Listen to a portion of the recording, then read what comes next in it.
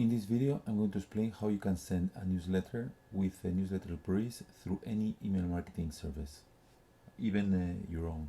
Okay, so basically what you do is first of it, you have to configure to bring the type of content that you want.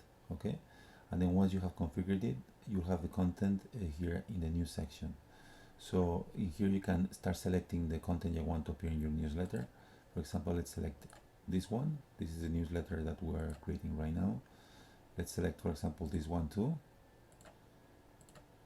and let's select this one too. Okay, so basically we've added 3 news. If I update this page, now you'll see that suddenly there are 3 news that that appear here. So any of this content can be edited. You just have to click on it, on the title or on the content, and change whatever you want. You can add content or take it out. You can move the content around.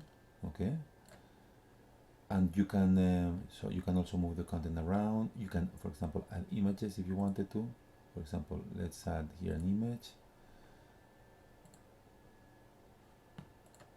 Okay, you can add images, you can add video, anything that you have, you can move it around also.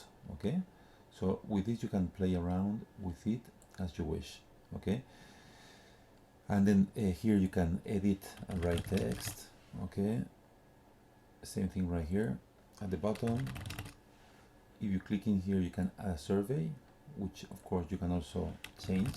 Okay, either this or this. Okay, you just by clicking it, you can edit it. Here you have some further things that you can configure about the template, the colors of the fonts, the colors of other things.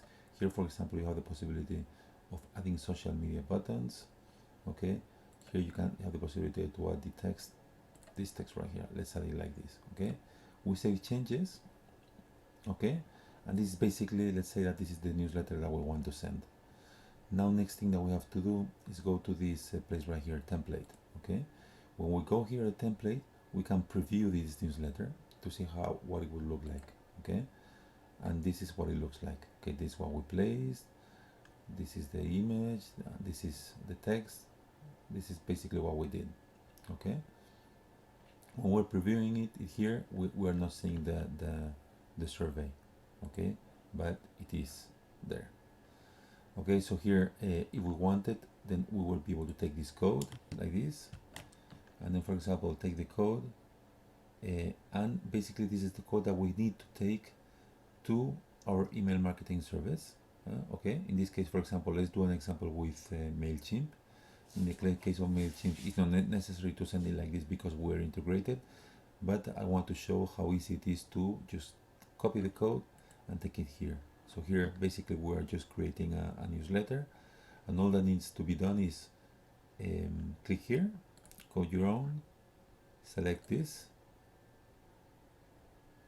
Okay, and basically you just paste the code right here. Okay, let me see 1 second. Okay, so basically it's this code right here, copy. Okay, save, and this is the same aspect of the newsletter. Okay, so so like this you can see what the newsletter looks like.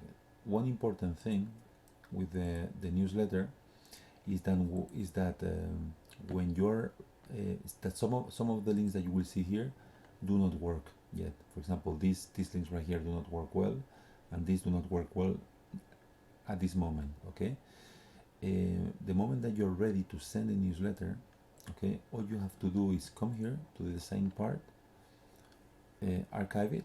Okay, just like this, and basically when you archive it,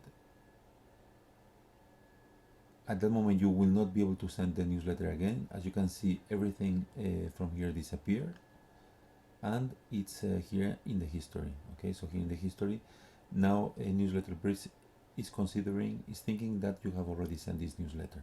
Okay, but at this time, after you have archived it, you can take the code right here. We're here in the history. You can copy it like this, or you can take the code from here, from the template, just like this.